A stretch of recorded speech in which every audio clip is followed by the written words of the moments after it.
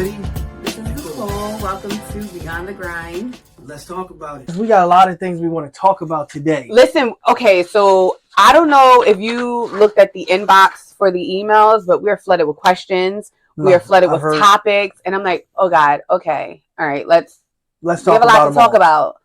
In addition to what comes up in our minds. Yes. Because we have some things that we were just talking about. that we were disagreeing about. But before we talk about them, because I know somehow it'll come out. I don't want to say disagreeing. We were having different viewpoints. Yes. A difference of opinion. Yes.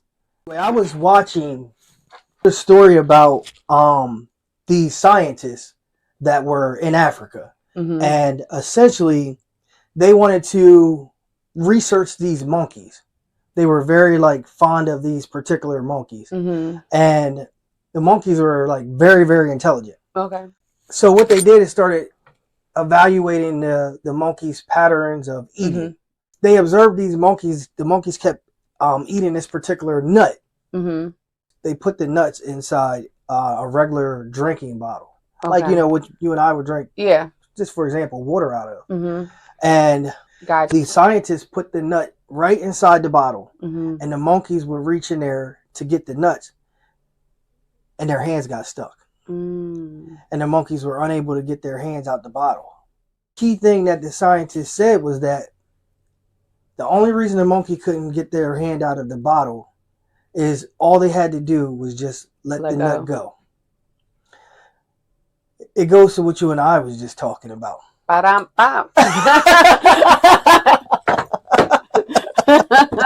Go ahead.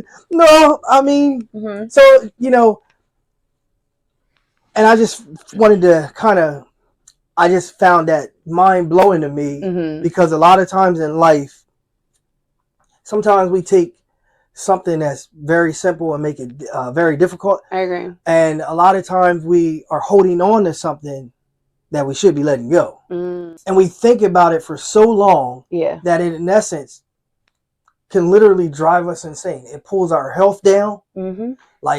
Our stress down, our stress level goes up because we hold on to the most smallest things from what happens to us on a daily basis. Yeah, that's true.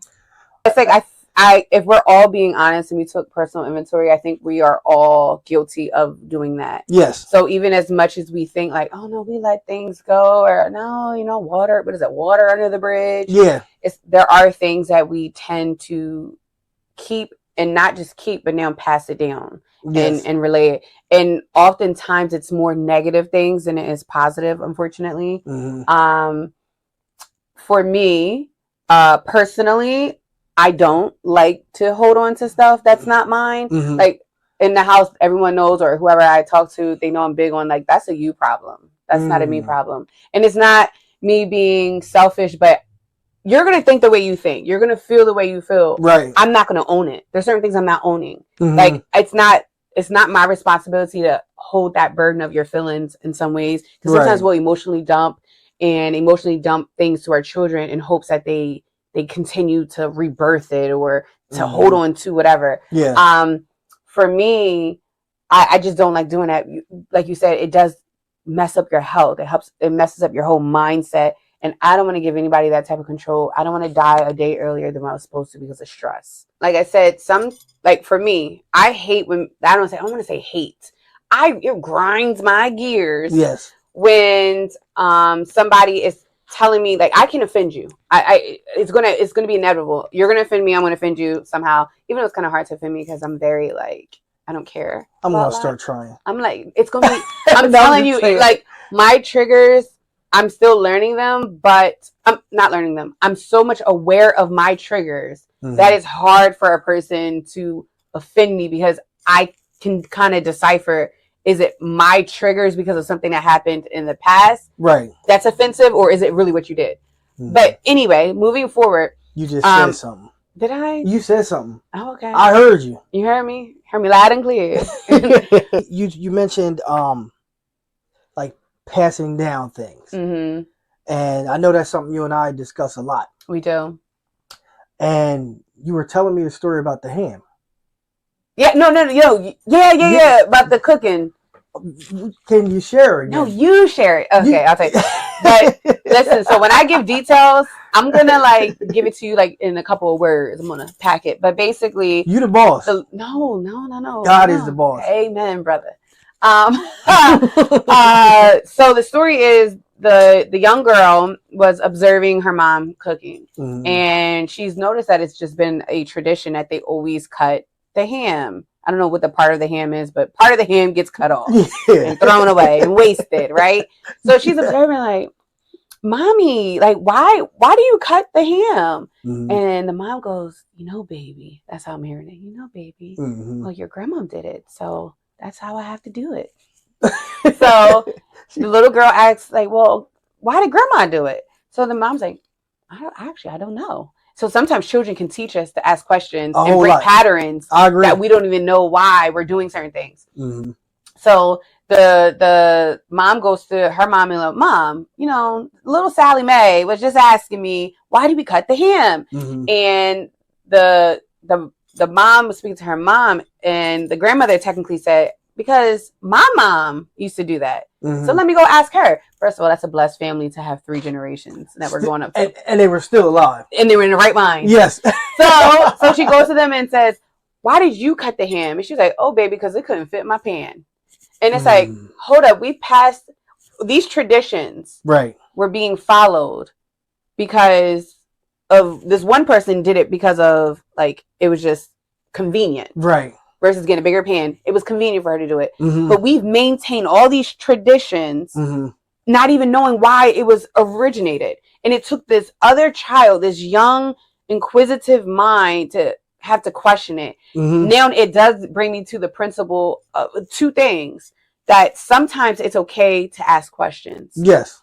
Even for whoever your higher power is, I believe in God. So I think it's okay to ask God questions, but not to question him. Agreed. And there's a difference, and they're probably like, what? It's just a question. No. Yeah. And it's like the same way, like, to me, questioning someone is with a demand for you to answer. Right. Asking a question is getting clarity. Words matter. Words matter. And I think I 100% agree with that. I think with your relationship with God, you should be able to talk to them like a pastor. And I took a lot of principles from what you said. Okay. I know that this week you shared a story with me from another speaker, a young lady that told this story about she had a pet snake. And she took the snake to the veterinarian, and she thought the snake was sick because it wasn't growing. And when she took it to the veterinarian, they couldn't figure out the problem. And long of the short is, they asked, what size tank do you have the snake in? And she had the snake in a small tank. And what she learned is that the snake would never grow. It wasn't in the right environment. Because it wasn't in the right environment, because the tank needed to be bigger in order for a snake to grow. Which I found that real interesting. And when I coincide that to this situation, it's 2 things I thought about when you told that story. One was funny because I said to myself, darn, they probably threw away hundreds of thousands of pounds of ham that could have been on the table. Right? We are wasteful. Yeah. Without even knowing why. And sometimes we have to know the why of why we're doing. Why didn't anyone ever question that? Right. But not to cut you off, but then it also brings me to the point of every generation does different things with their children. Yes. I do find myself doing a lot of explaining to my children, not because I have to answer to them, but I don't parent in a sense of, I'm big, you're small, I'm right, you're wrong. Right. That theory. But a lot of times when I'm guiding them and I'm telling them like, hey, we don't do this because if someone would have gave that because we could have saved so much ham. Yeah, so much ham. We had so many leftovers. See? It's a lot of lessons we learned today. One, we got to make sure that we take our hand out the bottle. Yes. And don't hold on to the nut. And 2, be careful. Go ahead. And 2, sometimes our environment is not big enough for us. Yeah. And we got to get a bigger pan. When I was a kid, we was all in the fitted hats. Oh my God, I remember that time. It was like, and you don't bend the rim. That was my brother's fitted hat. Yeah, the last one he always would wear before he passed. He got the sticker underneath of it still. Remember how like y'all would keep I've never looked at it since I hung it up here. Aww. He got the sticker. Yes. That was the. Oh my gosh, I never understood the concept. Yeah. So, you know, in our house, we was never allowed to put the hat on the counter. I asked my mom one day. I said, "Mom, why can't we leave the hats on the table?" Because she would throw them in anger. Get that hat off my counter. Get that hat off my table. Oh, okay. And then one day she said, well, my dad wore a hat all the time. And when my dad died, the day that he died, his hat was still sitting on the counter. Wow. So in her mind, she went to that memory. Every time she sees a hat on the counter on the table, you know, it's the day her dad died. So now, when we talk about passing things down generationally, I'm a grown man now. Yeah, and you still probably don't want no hats on your table. If you go to my house now, my hat's on the chair. Wow. It scares me internally to put a hat on the counter. Not because of the fear that my dad would die, but just because my mom always said it's linked. Yeah, it's linked to that. Yeah. So when we look at all these generational things that pass down, I took the time to kind of just decipher it in my mind mentally. And, you know, it's one of those things where as a parent, like you just said, you give your kids the because. Yeah. But say if you're a parent and you just, you know, you don't teach your kid about credit and your credit's messed up. When the kid gets older, 9 out of 10, they're going to go in a situation where their credit's messed up. Exactly. Because they're following the trend of what their parent taught them. If your parent smoked and you were a kid, and you consistently seeing your parent smoke, you're going to naturally think, hey, my parent did it this way. It's fine. Alcohol, drug abuse, all these different things. So then I started thinking on the other side of the coin. Okay. What are the positive trends that we can pass down?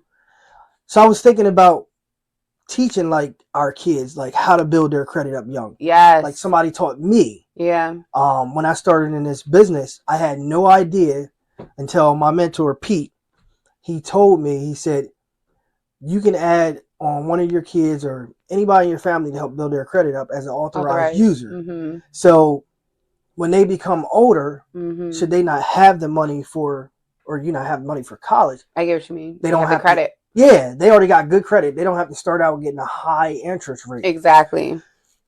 There's so many different generational trends that we can pass down, and I think it's very important, like, to kind of extract the positive. The positive from it. But also, you know, in my house, I'm still going to never wear a hat. Yeah. Even when I'm 60. Yeah. And it's times that, you know, even just she might test it. She'll see the hat on the chair, so she'll go.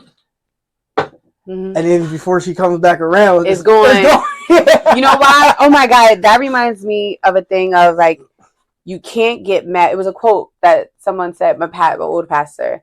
He was like, you can't get mad at your body for doing the things you never asked it to do. Wow. So with you subconsciously just now, like it's embedded in you to remove the hat because it's now your body is reacting to something that your mind don't even have to tell it to do anymore. Exactly.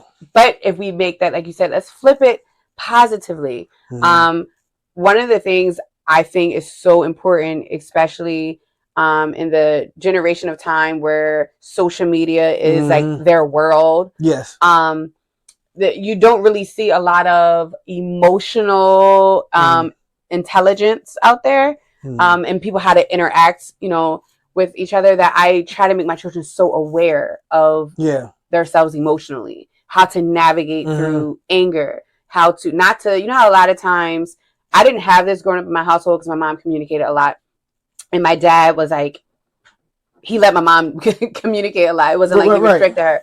But a lot of times that you'll hear sayings from other families, they'll be like, stop that crying. But you don't tell them what to do after the stopping of the crying. That's important. You don't tell them, you know, how to navigate through it. And then it's like, why are they stopping crying? Is it because it's an inconvenience to you? Right. So my emotion is, now this is one of the things that I tell my children all the time.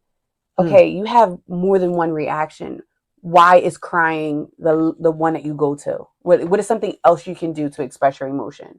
Because I want them to know that this one reaction doesn't have to be everything in your arsenal. Like there's so many different options that you have. So I never tell them to stop crying because it's me controlling your reaction.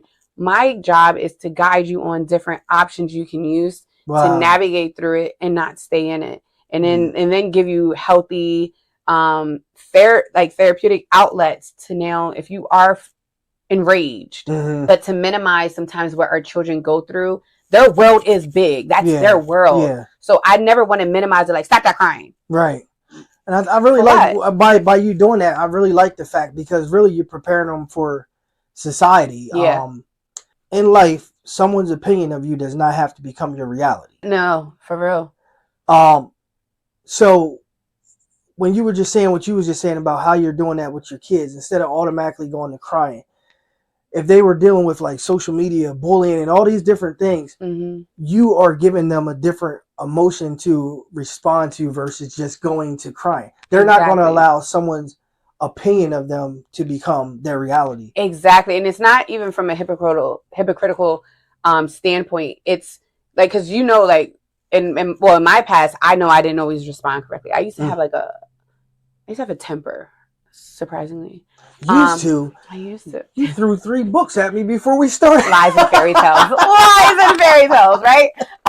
With their disagreement on afterlife. We're getting older now. Like, I'm looking at my daughter and my son, and I'm saying to myself, man, I remember those years and those times. No responsibility.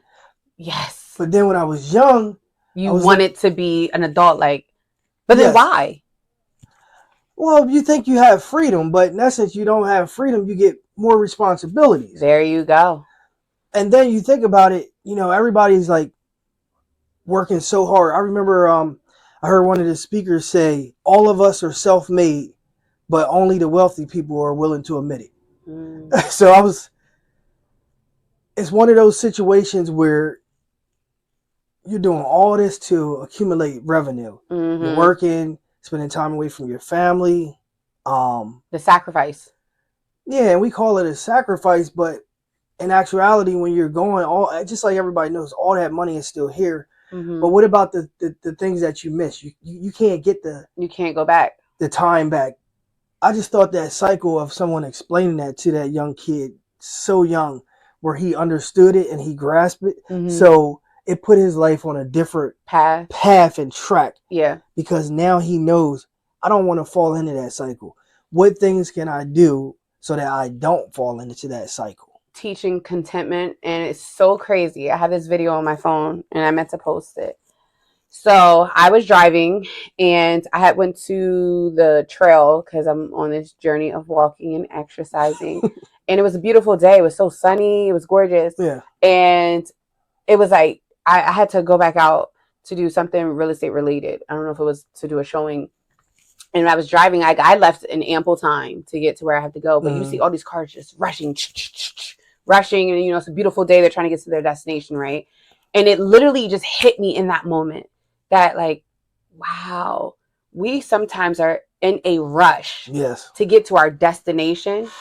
That sometimes we prolong that destination and the time we get there because of us rushing, we cause an accident, which has delayed us. Wow. And it's like, sometimes if we just enjoy the process of getting there and the process of getting there is the preparation of leaving in time.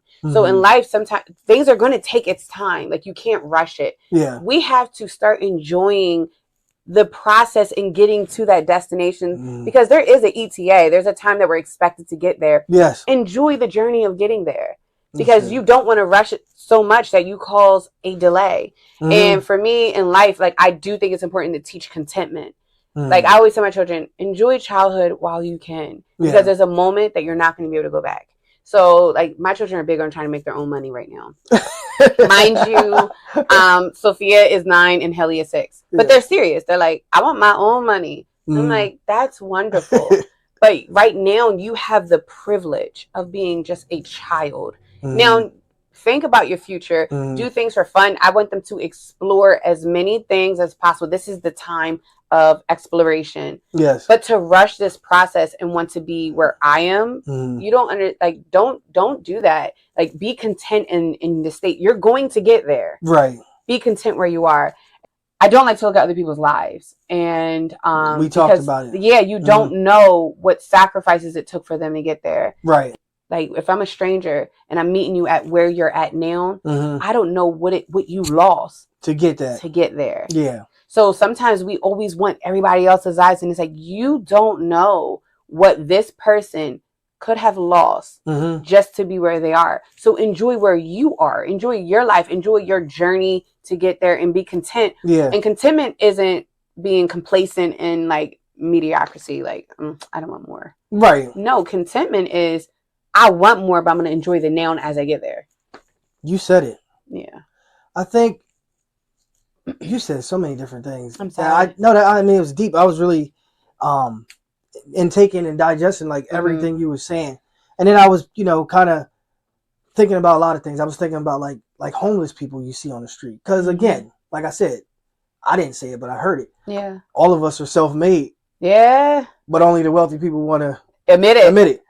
But I was thinking about the people that like hold the signs outside, like putting yourself in their shoes. Like, we don't know what they did to get there. Exactly. When we look at all these people on TV, I heard this one speaker specifically kept using the term tell-I-vision instead of calling it TV. Tell-I-vision. Tell-I-vision, okay. And his paradox was about you and us as consumers looking at the TV, wasting time dreaming that we can achieve and accomplish the things of those people up there versus taking the time to do it for ourselves. Sean T, he's an exercise fitness guy. Yeah. As you know, I read and listen to a lot of different people. But he has one key phrase that he always said. Actually, it's two. Okay. His first one is press play. He said, everything you want to do, all you have to do is press play. He said it's the hardest thing to do because that means you have to start. When you press play, everything starts. The second thing he says is sometimes a break will fix you. So you can be in the middle of a workout. It's fine to take a break. It can fix you. And then you go back to doing it. The reset is so pivotal.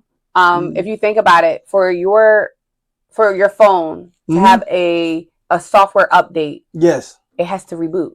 Right. It has to take a beat. Yes. And sometimes I know, especially being self-made, being self-employed as agents, it's like for us, we wake up looking for our next paycheck, right? Yep.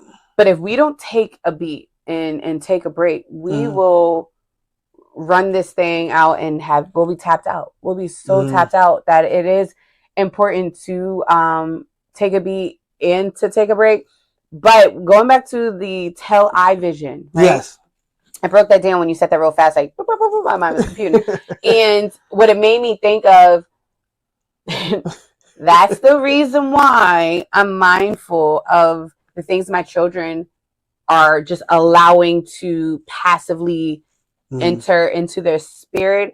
And that's another reason why a whole nother conversation that we've had before and that people have asked us about. That's why I don't want my children kind of like in the entertainment. We talked about it. Yeah, because of the fact of, to me, I think it preaches the whole opposite of contentment. Because you're looking at this pretty little actor who is showing this life. Right. And all children are like, I want that. I want that. I want that. I want that. I want that. And they don't even think they really want it. Right. And when they get it, they don't care about it because now you want something else. So for me, I'm very, I do feel as though I'm very aware of the things that I allow to passively influence me and influence my children. Right. Because through the TV, like that, they're advertising. Yeah. Whatever story and whatever narrative they want you to believe in, they're advertising it. And if you don't have a solid foundation of contentment and knowing who you are, all you're going to do is compare yourself to everything you're not. Right. They're going to be dreaming. And the key thing is, we don't know what those people did to get there, what they lost, what they don't have anymore, what they had to sacrifice on. And my sacrifice is going to be different than your sacrifice. Yes. Because for you, like, for instance, like, you may not care about eating, chocolate candy. Right. I love dark chocolate. So for you, if someone said you can't have chocolate for the rest of your life, you'd be like, all right, cool, I don't like it anyway. For me, it'd be like, I really love it. Right. So we don't know what they had to give up that they love. That's what was the sacrifice. Yes. Something that they loved became the sacrifice for them to get to where they are. But I can be inspired by their willpower being stronger than their desire. I like that. You said earlier about, you were talking about how the kids nowadays get socially disconnected just because of YouTube, all these different things. And it took me back to something that I saw on the internet last week. Okay. Where they showed a picture of the people on the beach. There was a beach of today's day and age, like 2024. And this one was like in California, and it was like 1979 or 1981, something of that sort. And the beach of today's day and age, everybody was on their cell phone. So the whole picture had people just looking down, literally looking down, holding their cell phone. Yeah. And the one from like 1971 or 1981, well, of course, all the guys had on like underwear. Speedos. That was a look. That's what they had on.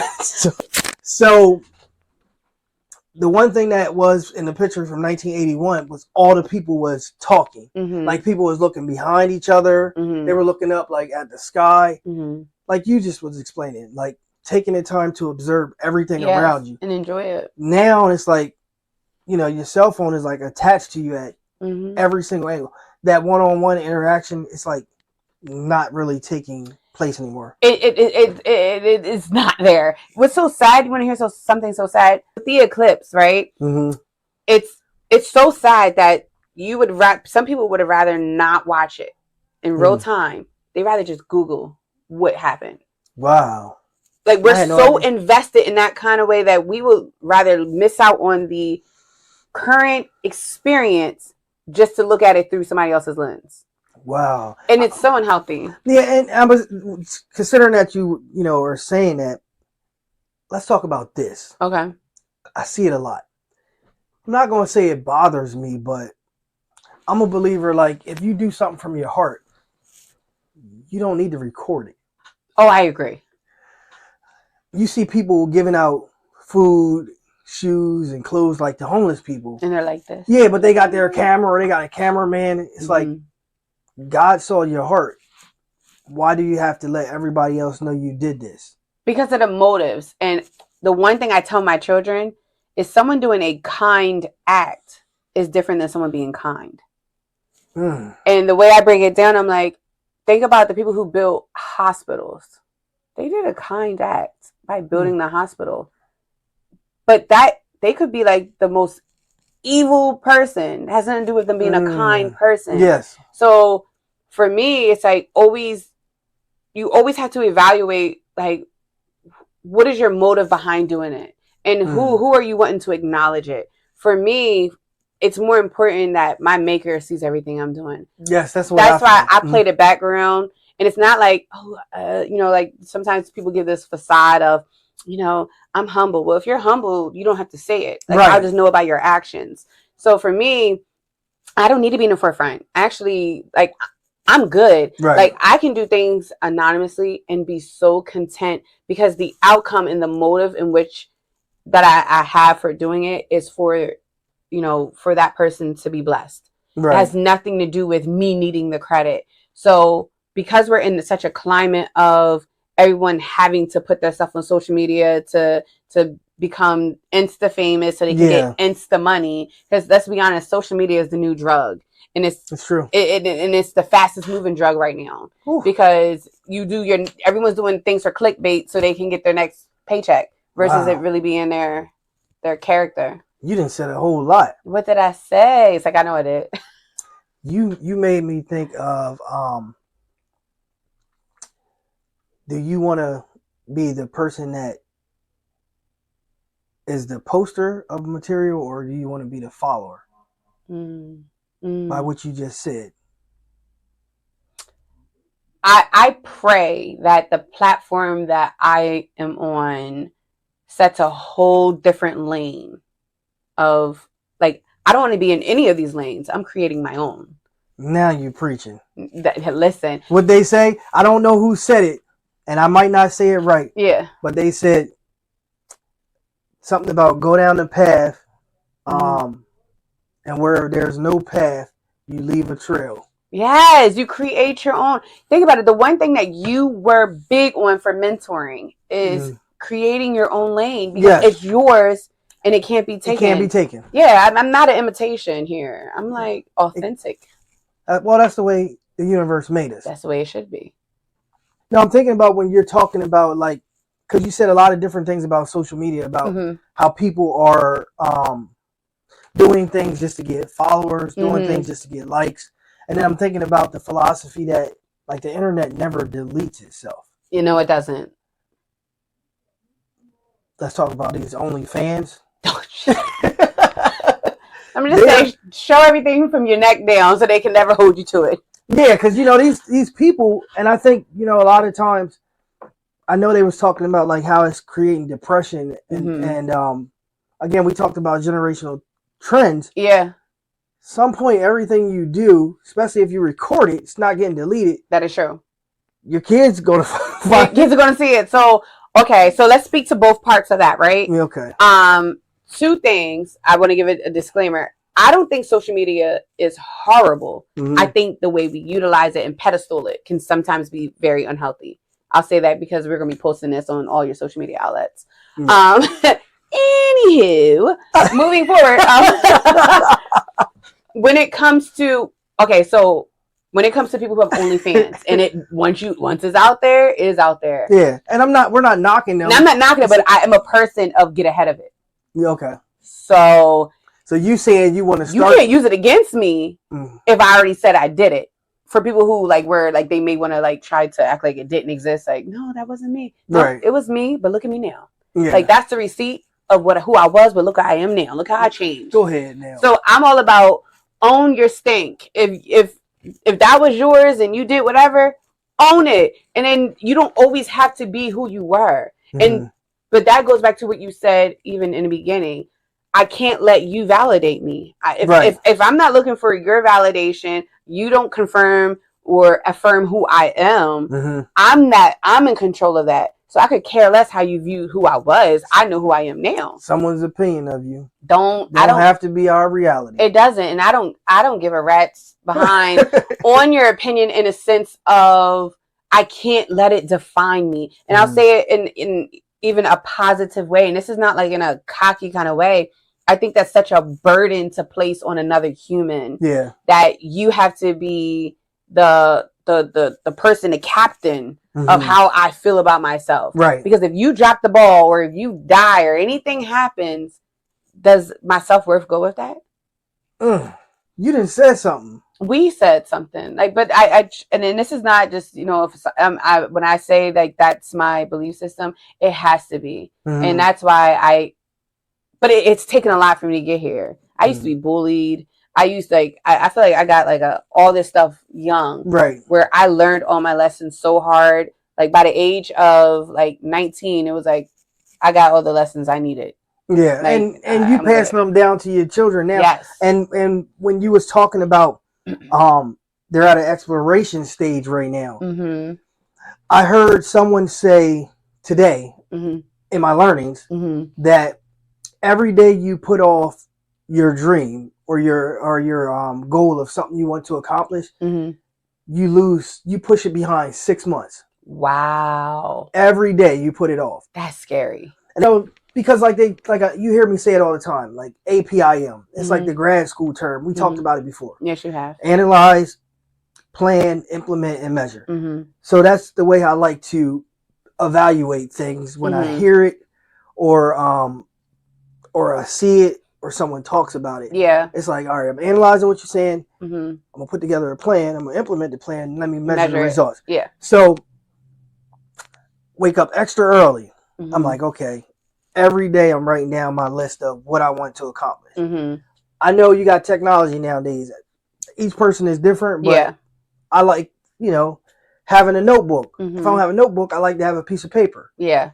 If I'm in my car, I like to have a notebook next to me because it might be something that I see that triggers a thought of something that I may need to implement that formula with, the APIM. And it may be something that I want to evaluate or learn from. It may be a thought that came in my mind. I want to have the ability to write it down. Yeah. And be able to, measure the process and evaluate how it went. Long and the short is, woke up extra early, wrote down everything I wanted to do, got the kids in order, took them to school, got back. The immense amount of stuff I got done within that 15 minutes that I could have hit the snooze button. Time is so valuable and important. There you go. So now I'm in the process where I'm like, for example, like yesterday, I'm like, okay, I did all these things, get the kids to school. Jessica, she gets her hair done. Yeah. Baby's hair. We did all these different things. And I said, okay, I need to do these 5 things here. I need to work out. I need to cook. Because I had, certain things I wanted to eat. Exactly. I wanted fish. I wanted some salmon. But I want to cook it my way. Exactly. Listen, I've been feeding for salmon. I have been. So I'm like, okay, how can I work out, cook the salmon? I got to schedule these properly. But I got them all done. I got them all done within my hour window. Imagine if you would have delayed that. Exactly. You know what I mean? I could have made an excuse. You know what? I'm not working out today because I got to cook this salmon. Or because I got to schedule these properties. But instead, you know what? I'm going to work out in the garage because it's close to the stove. So while the fish is cooking, I can go back and forth and check on it. It's like no excuses. It's like we want to achieve something. I don't want to be 6 months behind in my goals and dreams. Exactly. I mean, that's deep, but I think it also takes discipline. You're talking about a disciplined mind, but I wonder, what did it take for your, what hard lessons did you have to go through? Because obviously you must have experienced the alternative of not having that discipline, and you feel like you must have missed out on something that made you go never again. So what experiences did it take for you to have the discipline now? I think, well, one, I was chubby when I was little. So working out is a little, I had 2 brothers that called me chubby. They said, hey, you fat. So I got to a point where I wanted to get bigger than them. So it's a traumatic response. Yeah. And it's a trauma response, but it's a healthy one. Yeah, I started liking doing it, playing sports and everything. I'm like, so if I don't work out or if I'm not in shape, the feeling that you have in your body. Like I was listening to Jim Rome yesterday, who's probably like one of the most world-renowned speakers ever. And he was just talking about the endorphins that come through your mind from working out, from smiling, from controlling your thoughts. Like if you have a negative thought, it puts a negative endorphin into your body, where essentially it stresses you out, what ultimately can kill you. So if you have, positive, and he was talking about like love, like that's why when you fall in love, the endorphins increase so much that you radiate. So for me, it's one of those things where it wasn't so much something that happened that made me a determined person. Yeah. It was more so of me having a clear understanding of, one, all right, they told me this, so now I need to make these adjustments. Like, all right, I'm gonna get bigger and better. But then with all the other things, it was just all about seeing stuff around me, talking to elders, and just finding out, like, all right, you know what? Why should I walk through the fire when they're already telling me, like, it's hot? Yeah, it's hot. Yeah. I wasn't one of those kids. No, I wasn't either. I ain't gonna test it. Yeah, I'm not gonna test it. Like, I got you. Yeah. If you tell me it's a snake over there, I'm gonna believe you. I'm gonna believe you. Yeah. So, I had people that, like they say, you want to surround yourself in an environment with people that can help you grow. Exactly. And I'm also finding now, as I'm getting older, that there was people that was in the environment that I grew up with, that I was growing with. We just went separate ways. Some of it because of them, and some of it because of me. And when you say me, it's because like a mental growth. You know what I mean? It's one of those cases where you know, once you get more connected to God, the energies in the universe, you know, you can feel different things. Yeah. If things don't feel the same, then it's the universe telling you that it's not the same. So why should you try to blend something back in that the universe is telling you? That is true. I think that it goes back to the original story of not letting go of the nut. Yes. There you go. We learned a lot of lessons today. We did, but look at it coming full circle. And oftentimes, because that nut was familiar. Yes. We just don't want to let go of something that's familiar, when the moment that you let go, you can have like the world is your oyster. Like that's just crazy. Like when you just don't let go of certain things, you gotta take your hand out the bottle. Take your hand out the bottle. If we talk about it from like a real estate perspective, I have a closing today, as you know. We had another property that she completely loved that came with another lot. It had everything she wanted, but the ceilings were too small on the house. She would have had to remove the ceilings. Long of the short is, we were delayed because there was 5 different sellers on this property, as it's in the estate sale. And the 5 sellers couldn't agree on everything, even after we were under contract. It was just issue after issue. My client really wanted the house, and she was holding on. Well, let's see if we can do this to make them do it. Let's see if we can do it. She kept holding. And it finally got to the point where she sold her house, and now she was homeless. She's living in a motel until we can find her next house. Wow. Because the sellers wouldn't agree. And when that happened, the day we signed the contract for it to be over, which they called the release, the release day, a house hit the market that was everything she wanted. You just had to let go. And we went and saw it the same day it hit the market. We put in the offer, and she got it. Wow. And now we go to closing today. Exactly. We have to learn to let go, because we are hindering our own blessings. Imagine if she was still stuck on that one thing that was never meant to be. You would have missed this opportunity for something that was meant for you. And the second part of that is, that journey which she just experienced had to happen because this house wouldn't have became available. So she had to go down this rocky path to learn the lesson that you just said. Don't rush your process. The ETA, she was going to get there. And sometimes we actually don't get there. But you and sometimes it's good that we don't get there, because delayed blessings, we weren't ready for it. Yeah. So she needed to go through that process, because she would have never been so readily, like, already there to jump on this new thing that was meant for her. Meant for her already. Yeah. Thank you for tuning in to another episode of Beyond the Grind. Let's talk about it.